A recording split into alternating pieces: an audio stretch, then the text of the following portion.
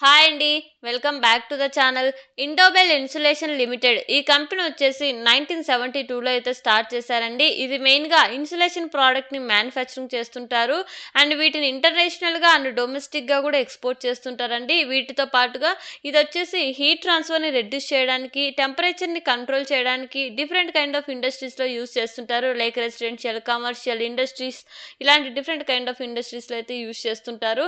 వీళ్ళు మ్యానుఫ్యాక్చరింగ్ చేసే product name వచ్చేసి nodulated granulated wool and pre fabricated thermal insulation jackets అండి.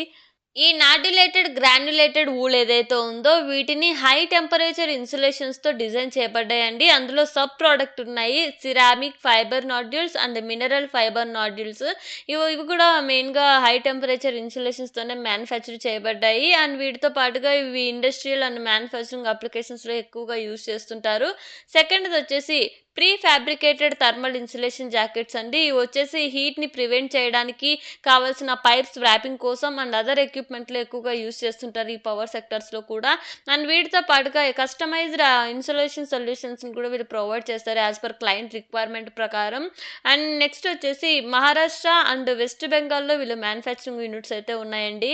నెక్స్ట్ వచ్చేసి ఈ LRB mattress, ceramic fibre blanket, aluminium sheet ఇలాంటి డిఫరెంట్ ప్రొడక్ట్‌ని కూడా వీళ్ళు సెల్ చేస్తారు. అండ్ వీటితో పాటుగా ఈ ఇన్సులేషన్ వర్క్‌కి సంబంధించిన సర్వీసెస్‌ని కూడా ప్రొవైడ్ చేస్తుంటారండి. వీళ్ళ యొక్క ప్రొడక్ట్ వైస్ మనం రెవెన్యూ చూసినట్లయితే మినరల్ ఫైబర్ నాడ్యూల్స్ నుంచి 19%, సిరామిక్ ఫైబర్ నాడ్యూల్స్ నుంచి 9.3% అండ్ ఫ్యాబ్రికేటెడ్ ఇన్సులేషన్ జాకెట్స్ నుంచి 32% రెవెన్యూ వస్తుంది. And other product and services నుంచి రెవెన్యూ మీరు స్క్రీన్‌లో అబ్జర్వ్ చేయొచ్చండి. అండ్ మెయిన్‌గా వీళ్ళకి ఈ mineral fibre and fabricated insulation jackets నుంచి ఎక్కువగా రెవెన్యూ అయితే వస్తుంది. కంపెనీ యొక్క మార్కెట్ క్యాపిటల్ వచ్చేసి 28.98 క్రోర్స్ అండి. అండ్ ఓవరాల్ రెవెన్యూ చూసినట్లయితే 23లో 2000 లాక్స్ పైగా ఉంటే 24కి 1798 లాక్స్‌కి ఫాల్ అయింది. ఈ ఫాల్ గల కారణం మేనేజ్మెంట్ ఏం చెప్తుందంటే వీళ్ళు మ్యానుఫ్యాక్చరింగ్ చేయడానికి కావాల్సిన రా మెటీరియల్ కాస్ట్ అయితే ఇంక్రీజ్ అయింది. దానివల్ల మా ఫినాన్స్‌లో అయితే ఫాల్ కనపడిందని అయితే మెన్షన్ చేశారు. అండ్ వీటితో పాటుగా వీళ్ళ లోన్స్ కూడా ఇయర్ ఆన్ ఇయర్ పెరుగుతూ వచ్చాయండి. డెబ్ట్ ఈక్విటీ కూడా 0.9 అయితే మెయింటైన్ అవుతుంది. కంపెనీ చిన్నది కదా! సో, అప్పులు కూడా చాలానే ఉన్నాయి. అండ్ ఆర్‌ఓఈ వచ్చేసి 18% మెయింటైన్ అయితుంది. నెక్స్ట్ ఐపీఓ డీటెయిల్స్ విషయానికొస్తే జనవరి 6థ్‌న ఓపెన్ అయ్యి జనవరి 8థ్‌న క్లోజ్ అయితుంది. ఫేస్ వాల్యూ వచ్చేసి 10 పర్ షేరు. ప్రైస్ వచ్చేసి 46 పర్ షేర్ అండి. ఐపీఓ ద్వారా వీళ్ళు 10 క్రోర్స్ పైగా రైజ్ చేస్తున్నారు. లాట్ సైజ్ వచ్చేసి 3000 shares and 1 retail minimum lot వచ్చేసి 1,38,000 అండ్ మిగతా డీటెయిల్స్ మీరు స్క్రీన్‌లో అబ్జర్వ్ చేయొచ్చు.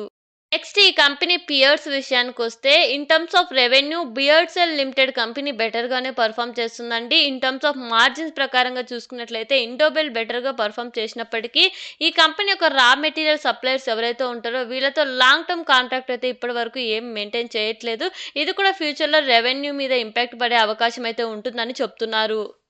సో, ఆల్రెడీ రా మెటీరియల్స్ కాస్ట్ ఇంక్రీజ్ అవ్వడం వల్ల ఈ ఫినాన్షియల్స్‌లో ఫాల్ కూడా చూసాము. అండ్ దీంతో పాటు only few number of customers మీద వీళ్ళు ఎక్కువ డిపెండెన్సీ ఉండడం వల్ల మేబీ ఆర్డర్స్ రెడ్యూస్ అవ్వడం లేదా ఆర్డర్స్ క్యాన్సిల్ అవ్వడం అండ్ రిపీటెడ్ ఆర్డర్స్ కస్టమర్స్ నుంచి రాకపోవడం వల్ల కూడా రెవెన్యూ మీద ఎక్కువ ఇంపాక్ట్ పడే అవకాశం ఉంటది ఇన్ ఫ్యూచర్‌లో కూడా. అండ్ ఇవన్నీ మనం కన్సిడరేషన్‌లోకి తీసుకుంటే మాత్రం ఐపీఓ వచ్చిన ప్రైస్ వీళ్ళు ఎక్స్‌పెన్సివ్ వాల్యుయేషన్స్‌లోనే కోట్ చేస్తున్నట్టు అర్థమైతుంది. అందుకే మేబీ గ్రే మార్కెట్ ప్రీమియం కూడా ఇంకా ఏం అప్డేట్ అవ్వలేదండి. ఒకవేళ అప్డేట్ అయితే నేను కమెంట్స్‌లో మీకు పిన్ చేయడానికి మోస్ట్‌లీ ట్రై చేస్తాను. నెక్స్ట్ వచ్చేసి ఈ ఐపీఓ ద్వారా వచ్చిన ఫండ్స్‌ని వీళ్ళు అడిషనల్ ప్లాంట్ అండ్ మెషినరీని పర్చేస్ చేయడానికి అండ్ వీటితో పాటుగా వర్కింగ్ క్యాపిటల్ రిక్వైర్మెంట్స్ కోసం యూజ్ చేస్తున్నారు. చూడాలి ఈ ఐపీఓ ఎంతవరకు డిమాండ్‌ని క్రియేట్ చేయగలదని చెప్పేసి. అండ్ ఒకవేళ మీకు ఈ వీడియో ఇన్ఫర్మేటివ్‌గా అనిపిస్తే మీ ఫ్యామిలీకి అండ్ ఫ్రెండ్స్‌కి తప్పకుండా షేర్ చేయండి. And thank you for watching.